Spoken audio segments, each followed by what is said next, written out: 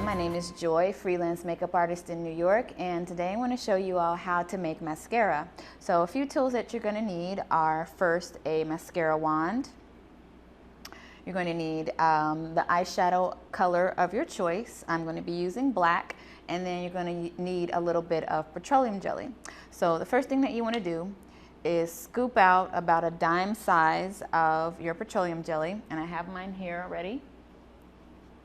And then you're going to take the color, whatever color mascara you're intending to make, you want to take that and scrape off a bit of it, either with a spoon or a spatula, a fork, whatever you have, just something that's going to allow you to scrape off some of the color. And then you're going to stir the two together to make sort of like a paste. Okay. Now once you've got that, you'll see that it's a paste sort of the same consistency as a regular mascara.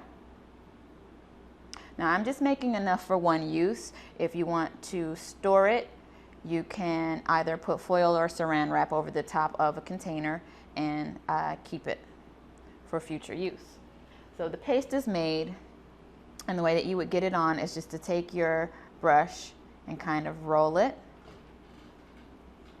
If you get too much, you can always just wipe it off on the side of your bowl or your